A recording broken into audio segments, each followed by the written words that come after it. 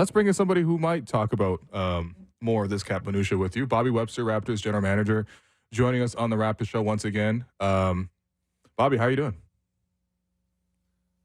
What's up, fellas? Thanks for having me. Yeah, thanks for coming on. We have like a very vertically compressed version of you right now. So it's all right. It's not you. You don't need right. to change your posture. It's all good. Yeah, it's all good. Thing. You're Luigi, I'm Mario, essentially, right now, proportion-wise. Does that make me Bowser? What is that? You know what? Anyway. We only have 15 minutes with Bobby. We're going to use them wisely. Okay, so Bobby, I wanted to start, before we get to the trade deadline, just what the plan coming into this season for you guys, because I was listening to the press conference you did yesterday, and you had mentioned that the season didn't get off to quite the start that you guys expected. So what level did the team need to play at for you guys to sort of choose a different path than what you guys chose to do this year at the deadline? Yeah, I mean, it always comes down to the wins and losses, right? And I think, you can envision some hypothetical record of where we were wins and loss-wise, where we felt like keeping the team together and continuing to build it would have led to a kind of different end result. But, we can rehash that if you want, but I think ultimately we saw it and it just wasn't quite working. And so we decided to, go in a different direction. Okay, I don't want to rehash it too much, but I did want to ask, just for clarity, was there an approach in terms of a contract extension this season for either OG or Pascal Siakam before you guys ultimately chose to move on from them?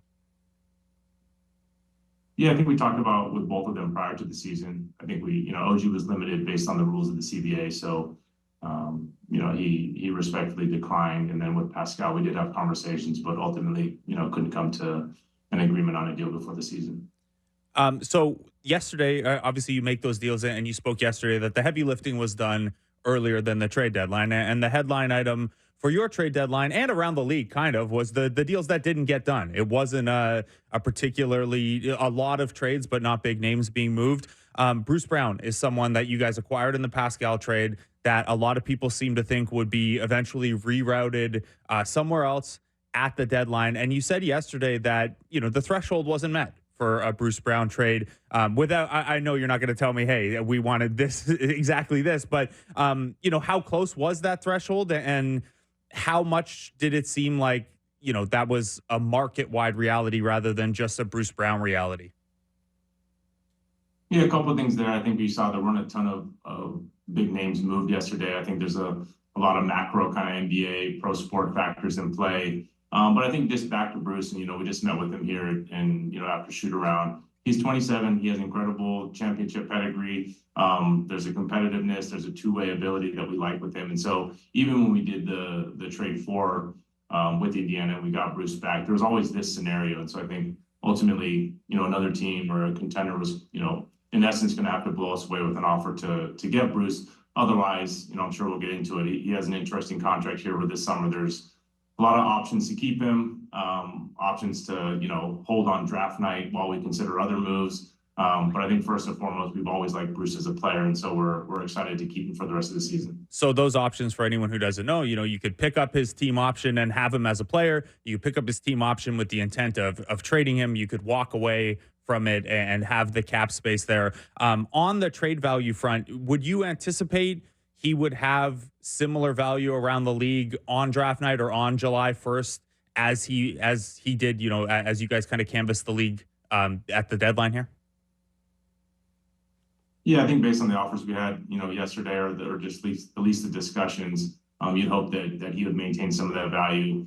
You also hope that, maybe he plays his way into this core and is a part of our future. And maybe the one scenario you didn't go through was, declining the option and having the ability to re-sign him as well. Mm. Okay, interesting. Lots of optionality with that one. Yeah. That was the key word. That was the topic that came out of your press conference a lot after yesterday. I want to ask about one of the moves that was made. So, you guys brought in Dennis Schroeder last year at Summer League. I remember him getting introduced, and Dennis, I think, even spoke then about coming in and wanting to start. And obviously, he was the starting point guard for the majority of the season before that change was made.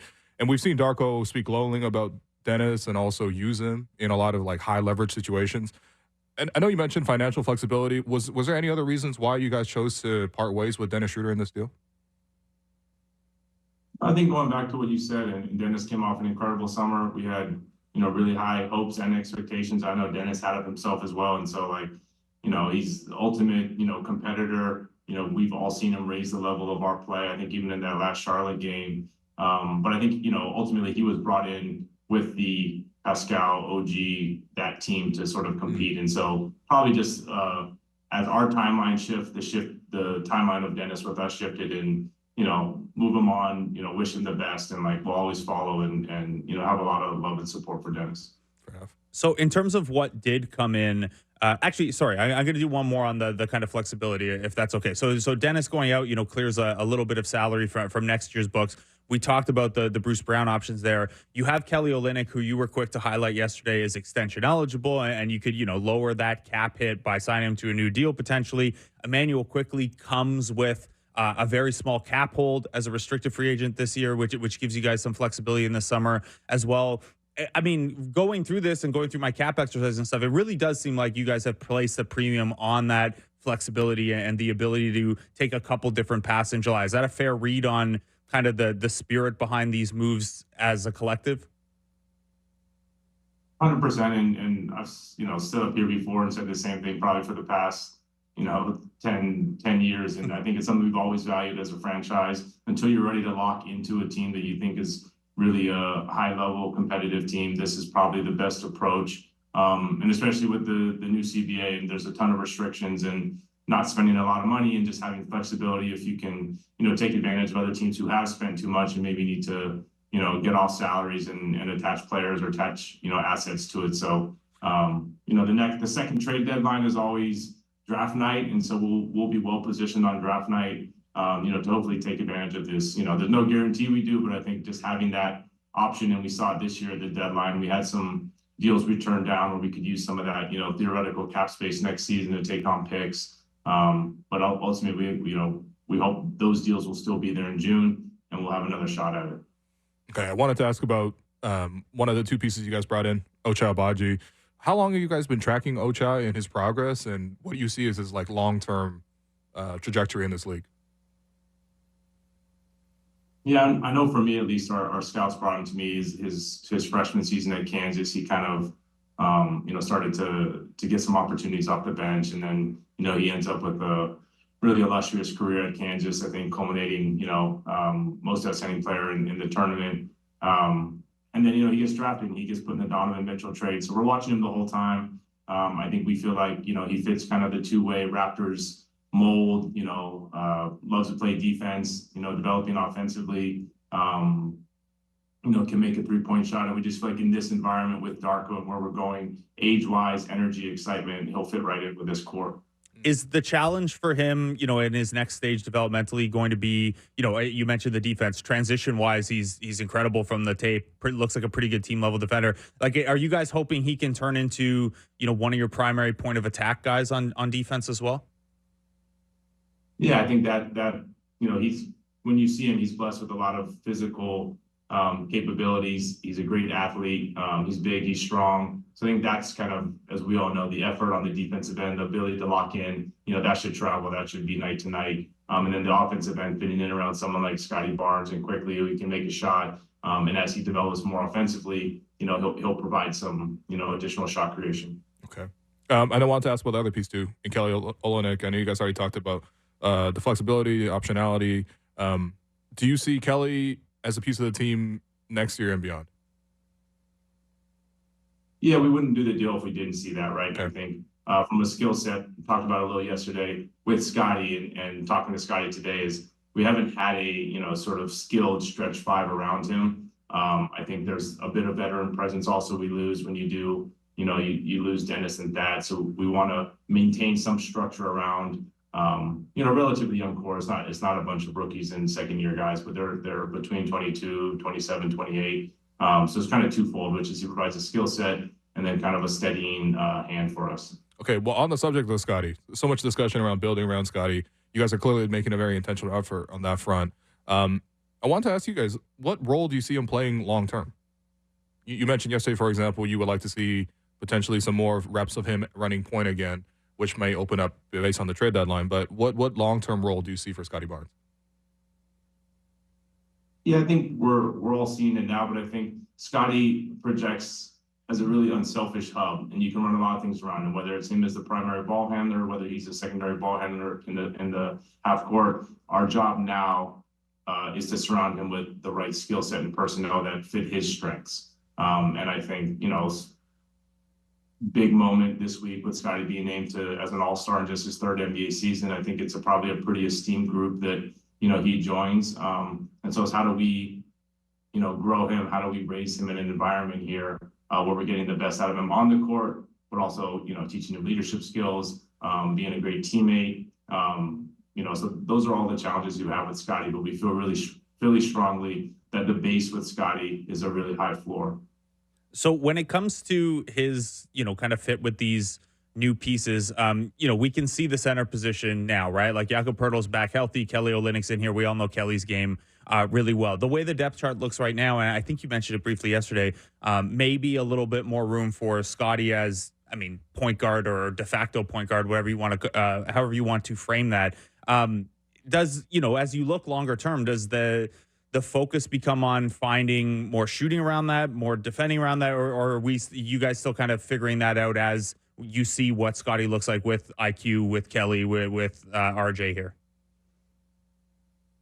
Listen, at the highest level, you need two-way guys. You need to be able to defend at a high level. I think, you're always going to see us put a premium on shooting around Scottie going forward. But I don't think it's just as simple as just, catch and shoot. You need dynamic players who can cut off the ball, who can create on their own as well. And I think, you see different scenarios around the league with players similar to Scottie. You do need a mix of shooting, but you do need some other, creation around him. Okay, well, to that point, you might have already answered it, but why did you target Emmanuel Quickley and RJ Barrett as the specific surrounding pieces around Scottie? Like, what specifically do they do that you like that fits with his projected skill set and his current skill set?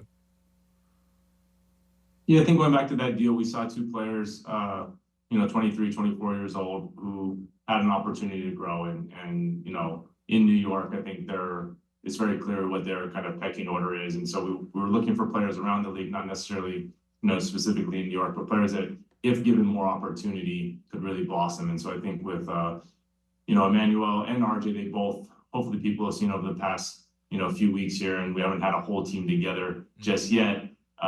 But there is more scoring, there's more shot creation, there's an ability to play as starters as opposed to coming off the bench. So a number of reasons, but I'd say primarily age, and just putting them, up a slot kind of in order on the team. Okay, this is jumping around, but you just brought it up.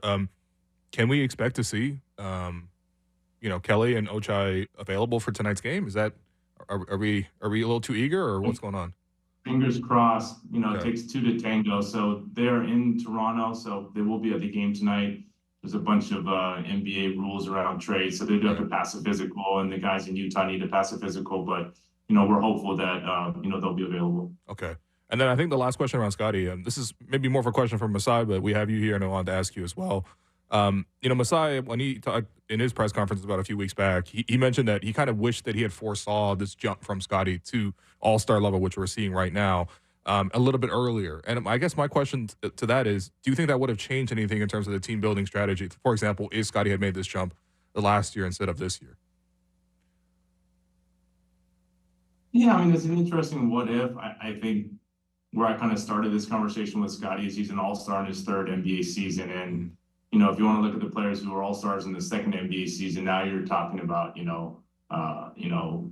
very, very, top 5 players in the league now. And so I think it'd be a bit unfair to say, this was expected of Scottie, or, we wish he would have done that. So no, I think what's the line, development is not linear. And I think we're happy with, whatever winding curve got him to be an all-star in year 3. Yeah, no doubt. But I think, by the way, did Scottie also say that you're the one who broke the news that he was the all-star?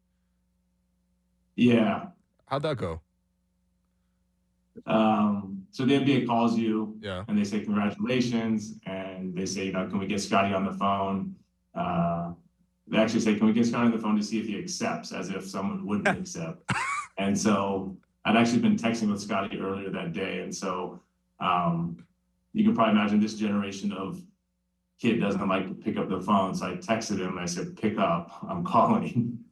And I had the NBA on the line, And he had no idea. And I said, Scottie, I have the, president of basketball ops for the NBA on. And I don't know if he thought he was getting in trouble or whatnot. And so I click over and they say, we'd like to invite you to Indianapolis for the All-Star game.